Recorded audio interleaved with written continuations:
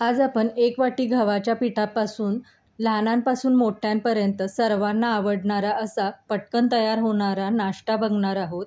अगदी सोपी रेसिपी आहे, व्हिडिओ शेवटपर्यंत नक्की बघा। नमस्कार, यम्मी कुकिंग विथ पूजामध्ये आपले स्वागत आहे। आता मिक्सरच्या भांड्यामध्ये एक वाटी मी गव्हाचं पीठ घेतलेलं आहे। नेहमी आपण चपातीसाठी जे पीठ असतं तेच मी पीठ इथं वापरलेलं आहे। आता ह्याच्यात आपल्याला अर्धी वाटी रवा घालायचा आहे। रवा कोणताही जाड किंवा बारीक वापरला तरी पण चालेल। आता इथं चमचा मी डाळीचं पीठ घेतलेलं आहे। एक छोटा चमचा आपल्याला ह्याच्यात साखर घालायची आहे, जेणेकरून आपण जे डोसे तयार करणार आहोत त्याला कलर खूप छान येतो। आता हे मिक्सरमधनं आपल्याला एकजीव करून घ्यायचं आहे। हे असं प्रीमिक्स तुम्ही एका हवाबंद डब्यामध्ये 1 महिनाभर स्टोअर करू शकतो, जेणेकरून आपल्याला पटकन हा नाश्ता तयार करता येतो। आता ह्याच्यात आपल्याला पाव कप दही घालायचं आहे। दही थोडंसं आंबट असावं। आता ह्याच्यात मी 1 वाटी पाणी घेतलेलं आहे। ज्या वाटीनं गव्हाचं पीठ मोजलं होतं त्याच वाटीनं इथं पाणी घेतलेलं आहे। पाणी आपल्याला पहिल्यांदा थोडं थोडं करून घालायचं आहे, कारण गव्हाच्या पाणी हे खूप ॲब्झॉर्ब करतं। त्यामुळे जेवढं लागेल तेवढंच आपल्याला ह्याच्यात पाणी घालून एकसारखं बॅटर तयार करून घ्यायचं आहे। या पूर्ण बॅटरसाठी मला साधारण 1.5 कप पाणी लागलेलं आहे। तुमच्या पिठाच्या कन्सिस्टन्सीनुसार तुम्हाला इथं पाणी कमी जास्त लागू शकतं। आता इथं डोशाला जेवढं आपण बॅटर तयार करतो त्याप्रमाणे इथं मी गव्हाचं हे बॅटर तयार करून घेतलेलं आहे। जास्त पातळ किंवा घट्ट आपल्याला इथं करायचं नाही आहे। इथं बघू शकता, चमच्यानं दाखवते, एवढं असं घट्ट असं बॅटर आपल्याला तयार करून घ्यायचं आहे। आता हे साधारण आपल्याला 15 ते 20 मिनटं आपल्याला झाकून ठेवायचं आहे, म्हणजे रवा छान मुरला जातो। आता ह्याच्यासाठी लागणारी आपण बटाट्याची भाजी तयार करून घेऊया। कढईमध्ये 2 चमचे तेल घातलेलं आहे। तेल छान गरम झालं की यात जिरे, मोहरी आणि 1 चमचा उडीद डाळ घालून छान अशी खमंग फोडणी तयार करून घ्यायची आहे। 1-2 मिनटं आपल्याला ह्याला परतून घ्यायचं आहे। आता ह्याच्यात आपल्याला कढीपत्ता घालून घ्यायचा आहे। बारीक चिरलेल्या इथं 2 मिरच्या आहेत, त्या मी घेतलेल्या आहेत। आता हे छान आपल्याला 1-2 सेकंद परतून घ्यायचं आहे।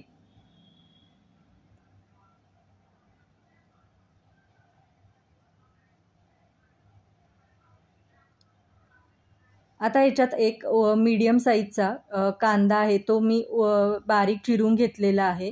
तो घालून कांदा छान गुलाबी होऊस तोपर्यंत आपल्याला परतून घ्यायचा आहे। बटाट्याच्या भाजीची फोडणी खमंग झाली तर त्याचा स्वाद आहे तो खूप छान तयार होतो भाजीला। कांदा इथं छान परतून झालेला आहे। आता इथं अर्धा इंच आलं आहे, ते मी खिसून घातलेलं आहे, ते पण छान तेलात आपण परतून घेऊया। आता ह्याच्यात पाव चमचा हळद आणि चवीनुसार मीठ घालून 1-2 सेकंद आपल्याला हे छान मिक्स करून घ्यायचं आहे।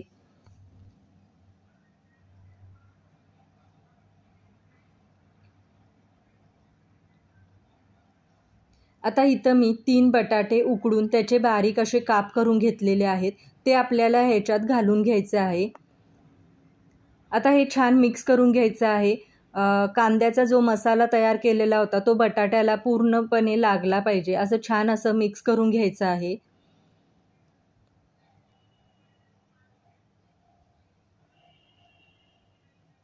आता इथं छान मिक्स झालेलं आहे। आता ह्याला 1-2 ते 3 मिनटं झाकून आपल्याला एक छान अशी वाफ आणून द्यायची आहे।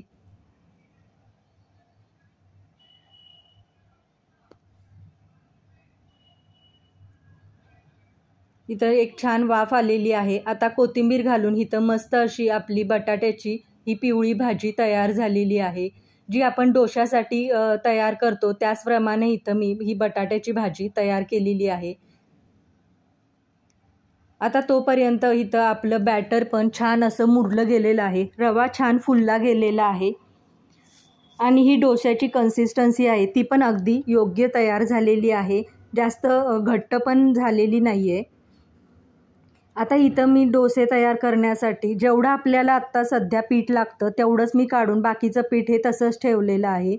आता ह्याच्यामध्ये हे पीठ आहे त्याच्यामध्ये आपल्याला चवीनुसार मीठ घालायचं आहे। मीठ हे शेवटीच घालायचं आहे, मीठ हे पहिल्यांदा घातलेलं नाही आहे। मीठ घातल्यानंतर 1-2 सेकंद आपल्याला छान हे मिक्स करून घ्यायचं आहे। आता याच्यामध्ये आपल्याला पाव चमचा सोडा घालायचा आहे। जेवढं पीठ आहे तेवढ्यातच मी हा सोडा घातलेला आहे। सोडा घातल्यानंतर 1-2 सेकंद आपल्याला ते छान मिक्स करून घ्यायचं आहे। आता इथं डोशासाठी हे आपलं पीठ तयार झालेलं आहे। आता इथं मी एक नेरलेपचा तवा ठेवलेला आहे। तवा हा पहिल्यांदा मीडियम गॅसवर ठेवलेला आहे। त्याच्यावर तेल घालून ब्रशनं हे छान असं तेल पसरून घेतलेलं आहे। थोडासा पाण्याचा हापका मारून छान असं कॉटनच्या कपड्यानं किंवा नॅपकिननं हे आपल्याला छान पुसून घ्यायचं आहे। म्हणजे आपला डोशासाठी तवा हा रेडी तयार झालेला आहे। 1.5 चमचा बॅटर ह्याच्यावर घालून छान असं पसरून घ्यायचं आहे। अगदी जेवढं पातळ पसरता येईल तेवढं आपल्याला हे पातळ पसरून घ्यायचं आहे। आपल्याला लगेच ह्याच्यावर तेल घालायचं नाही, वरची बाजू सुकी झाल्यानंतर मगच आपल्याला ह्याच्यावर तेल घालून घ्यायचं आहे। इथं बघू शकता अलगद असा हा डोसा निघत आहे आणि कलर पण साखर घातल्यामुळं खूप छान आलेला आहे। अगदी जाळीदार तयार झालेला आहे। मस्त असे हे डोसे तयार होतात। तुम्ही सकाळच्या घाई गडबडीत हा नाश्ता जरूर करून बघा आणि व्हिडिओ आवडल्यास नक्की सबस्क्राईब करा आणि कॉमेंट करून सांगा कशी वाटली रेसिपी। थँक्यू।